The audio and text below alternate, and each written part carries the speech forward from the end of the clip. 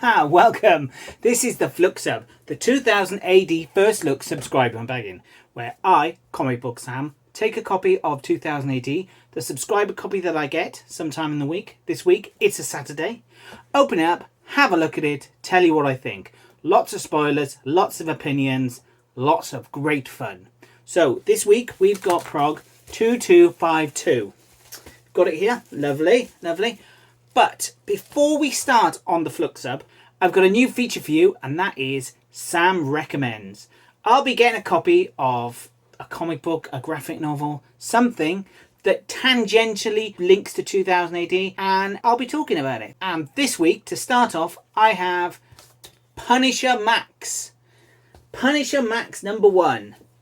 Garth Ennis's definitive take on the Punisher. Now, this comic, let's get it out of the bag, is the second series of Punisher that Garth Ennis did. The first series, he worked with the brilliant 2000 AD artist Steve Dillon, and their take on the Punisher was a comedy version. You had Frank Castle against giant Russians with big boobs. There's Spider-Man, Daredevil, Hulk, Wolverine. They all feature in it. And basically the Punisher just whoops their asses. It's brilliant. That'll be another time. I'll go back and look at those. But today we're looking at Punisher Max. It was published 2004. Punisher Max means explicit. So lots of swearing, lots of violence. Extreme violence. The art by Louis LaRocca and Tom Palmer is not the best. It's quite expressive. There's some great panels of Frank looking moody and some amazing violence, but there's also some very slightly dodgy panels. And you would never say his art is beautiful, but it definitely gets across the mood. And that mood is extreme violence. It's just brutal in its depiction of the Punisher's violence, as it should be. I mean, if the Punisher's going around shooting lots of people, then this is what is the logical conclusion. A huge body count, that's what you're going to get. The story starts off with Microchip coming back into Frank's life. He's a tech guy, and he is now working for the FBI, going to bring in Frank Castle. Absolutely brilliant covers by Tim Bradstreet. I think this run went on for 60 issues. And in each 6 issues, there's a different artist. So this artist, Louis LaRocca and Tom Palmer, did the first run, and then it goes on. Highly recommended. This is a masterpiece of violence and grit. One of Garth Ennis's, a 2000 AD legend, one of his greatest runs. And he's done a lot of good runs. Anyway, that's my recommendation. And now, let's get to this week's PROG. Yellow scissors. Let's open it up and have a look. Now, usually I sort of tend to already have seen the cover, but I literally have no idea what the cover is today. So this will be interesting. Usually they put the cover of next week's cover on the back of 2080, but I don't think they did last week. At least I don't think they did. Glasses on. And let's have a look at the cover. And the cover is... boom! Ooh, look at that. Ooh. Oh well, instantly I can see that is Cliff Robinson, and probably colours by Dylan Teague too. That's amazing.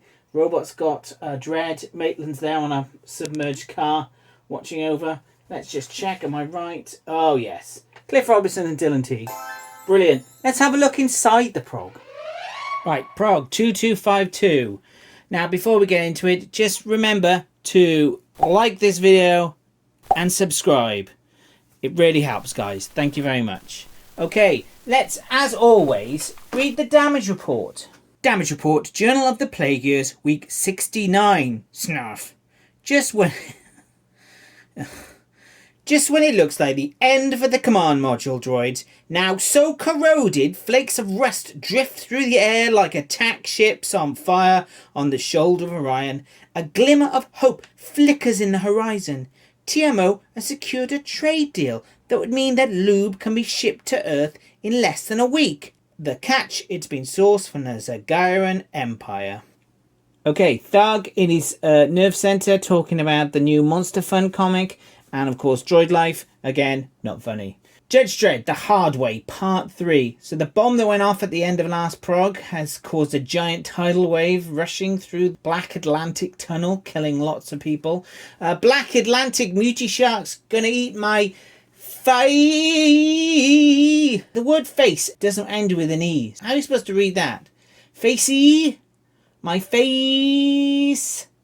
That's odd. That's something that's been written down with no idea of how it actually sounds if it's spoken out loud. Bit like George Lucas and Star Wars, where Harrison Ford said, "George, you can sure write this crap, but no one can actually say it." Or something like that. So I'm not really enjoying this art. It's not very pretty. It tells the story, but I'm just not digging it. It's not doing it for me. The trash compactor monster from Star Wars attacking Judge Dredd here. Maitland must die for profit. And what you have again is the... how many times is this going to happen? Oh, the machismos are going bad. This time possessed by Qui-Gon, the living meme. Yeah, that's quite a brutal picture there of the Brit-Sit judges and the Megacity judges who were temporarily working together, blasted to oblivion. Monster Fun and Diabolics. It's alright, this. It's alright. Oh, I did it. I killed an angel. And Scarlet Traces, Stormfront. I'm not reading it. Look at the art. The art's gorgeous there. Again, I haven't had a chance to catch up on this, so I'm not reading this. One of those ones where you go back and read it in one go. And we've got Pandora Perfect, Mystery Moon Part 3. A lovely art and a twist this time. Pandora has been double-crossed by Bart. The big bowl of snot there, dead. Spurt, pop, fizz. Very good. Yeah, she's been double-crossed and ends up in jail. Not how I expected this to go. Interesting what's going to happen next for Pandora. Enjoying this. And finally, you've got The Out Part 3. Not much plot going on here. It's Sid visiting humans who've gone to the out. A couple of great character pieces with this couple who are living the idyllic life. Stuart, who's found his own world and called it Stuart's World. And this woman who decided to stop being human and become a Zabmorph, whatever that is. Interesting. So yeah, no advancement of the plot. There's no plot to speak of. She's just wandering around the out. But some great character pieces. Lovely art. The Out again, absolutely brilliant. Here on the input page, the letters, someone deigns to criticise the Regend. I despise the regeneration of 2000 AD. So he's not actually saying he doesn't like the Regend, but I despise the regeneration of 2000 AD. It's amazing that Tharg has actually let that be printed. There is criticism of the Regend issues. I mean, I'm mixed. Some of it's good, some of it's bad. But it's good to see that actually he's acknowledging that there are some people who don't like it. And on the back, for the first time for a long time, we've got a different advert to the Ultimate Collection. We've got Slain Dragon Tamer. This was gorgeous art. Story was a little bit inconsequential, and it was the last ever slain. Anyway, that was PROG 2252.